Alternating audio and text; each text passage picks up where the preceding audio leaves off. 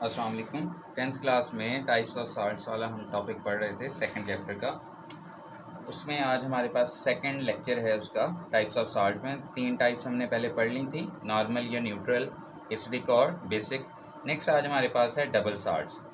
Double salts क्या होते हैं, इनके कुछ फार्मूलाज एग्जांपल्स हैं, उसके बारे में हमने देखना है। Double salts are formed by 2 normal salt. 2 normal salt लें when they are crystallized from a mixture of equimolar saturated solution।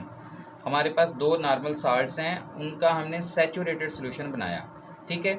और वो जो सोल्यूशन होना चाहिए वो इक्विमोलर होना चाहिए। इक्विमोलर का क्या मतलब है कि दोनों साल्ट्स के सोल्यूशन में मोल्स की तादाद बराबर होनी चाहिए। फॉर एग्जांपल मैं कहूँ एक साल्ट ए है, दूसरा बी है, अगर ए का ए मोल है तो बी का भी 1 मोल होना चाहिए, और अगर ए के 2 मोल हैं तो बी के भी 2 मोल होने चाहिए। तो इसे हम क्या कहेंगे कि ये वाले जो सोल्यूशन बने हैं हमारे पास वो इक्विमोलर सोल्यूशन है।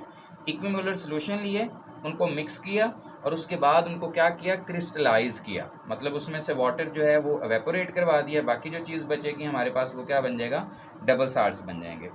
The individual salt components retain their properties, the anion and cation give their respective taste. ये बात याद रखनी है कि इंडिविजुअल साल्ट के कंपोनेंट्स जो है ना वो अपने टेस्ट को, अपनी प्रॉपर्टीज़ को रिटेन बरकरार रखते हैं, और साल्ट का एनाइन और कैटाइन दोनों एट अ टाइम क्या करेंगे, अपना रेलेवेंट टेस्ट देंगे, ठीक है। ये जब हम ना हायर क्लासेस में पढ़ते हैं, साल्ट्स एनालिसिस करते हैं, ठीक है, साल्ट्स देखते हैं कि उसमें कौन सा कैटाइन है, कौन सा एनाइन है, तो हम उनके कुछ टेस्ट करते होते हैं। तो अगर डबल साल्ट होगा तो उसमें जो कैटाइन है वो भी अपना टेस्ट दे रहा होगा और जो एनाइन है वो भी अपना रिस्पेक्टिव टेस्ट देगा। मतलब हमें पता चल जाएगा कि हमारे पास जो साल्ट है उसमें कैटाइन कौन कौन सा है और एनाइन कौन कौन सा है, दोनों का हमें एग्जैक्ट पता चल जाएगा। एग्जाम्पल है हमारे पास मोहर साल्ट। पहली एग्जाम्पल है मोहर साल्ट।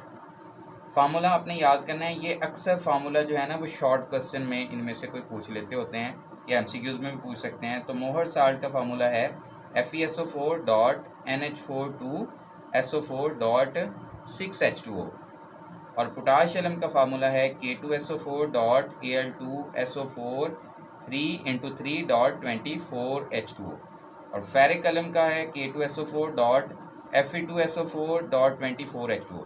ये पोटाश और फेरिक एलम का फार्मूला सेम है, सिर्फ यहाँ पे देख लें, यहाँ पे एक डिफरेंस है, यहाँ पे एल्यूमिनियम है, यहाँ पे आयरन है, ठीक है, बस ये फ़र्क है। बाकी सारा फार्मूला क्या है, सिमिलर है।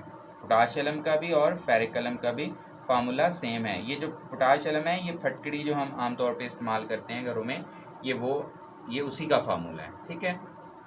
नेक्स्ट है हमारे पास मिक्स्ड साल्ट।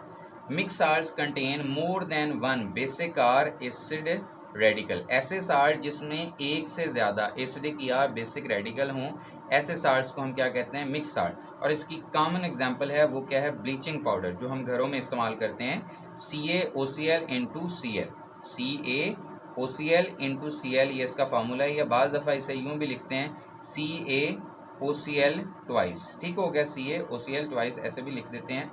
ये ब्लीचिंग पाउडर, ये भी MCQ में अक्सर आता होता है या शॉर्ट में पूछते होते हैं। MCQ में ज़्यादा आता होता है कि ब्लीचिंग पाउडर कौन से साल्ट की एग्जांपल है, एसिडिक, बेसिक, मिक्स्ड है, डबल है, कौन सा है। तो अपने याद रखना है कि मिक्स साल्ट की एग्जांपल कौन सी है, ब्लीचिंग पाउडर, या उसका फार्मूला क्या है, CaOCl×Cl। नेक्स्ट है हमारे पास कम्प्लेक्स साल्ट। कम्प्लेक्स साल्ट्स क्या होते हैं, ऐसे salts, the complex salts on dissociation provides a simple cation और अ कम्प्लेक्स एनाइन। मतलब अगर हमारे पास कम्प्लेक्स साल्ट हो ना, तो उसके अगर हम डिसोसिएशन करें या आयोनाइजेशन करें तो उसके नतीजे में हमारे पास 2 चीज़ें बनती हैं। नंबर 1, पहली चीज़ क्या बनेगी, एक सिंपल कैटाइन बनेगा, और दूसरी क्या बनेगी, अ कम्प्लेक्स एनाइन बनेगा। पहली पॉसिबिलिटी ये 2 चीज़ें हैं, या सिंपल कैटाइन और कम्प्लेक्स एनाइन, या फिर सेकेंड पॉसिबिलिटी क्या है, अ complex cation and a simple A9. मतलब जो कैटाइन है पहले वो सिंपल था, अब वो क्या हो सकता है, कम्प्लेक्स, और जो एनाइन था वो पहले कम्प्लेक्स था, अब क्या होगा, simple. Only simple ions give the characteristics taste for cation और एनाइन। अब देखें यहाँ पे डिफरेंस दोनों में नोट करें, ये बाज़ दफ़ा शॉर्ट आ जाता है, कम्प्लेक्स और डबल में डिफरेंस बताएं। डबल में हमने कहा कि हम उनको जब डिसोसिएट करते हैं तो वो सारे सिंपल कैटाइन, सिंपल एनाइन बन जाते हैं। लेकिन कम्प्लेक्स में क्या होता है, एक सिंपल कैटाइन बनता है, मतलब कम्प्लेक्स को जब हम डिसॉल्व करेंगे, डिसोसिएट करेंगे, तो सिंपल कैटाइन और कम्प्लेक्स एनाइन, या फिर ऑपोजिट होगा कम्प्लेक्स कैटाइन और सिंपल एनाइन बनता है। और टेस्ट कौन देगा, सिर्फ सिंपल जो आइंस हैं, चाहे वो कैटाइन था या वो एनाइन था, वो एक टेस्ट देगा, दूसरे टेस्ट नहीं देंगे।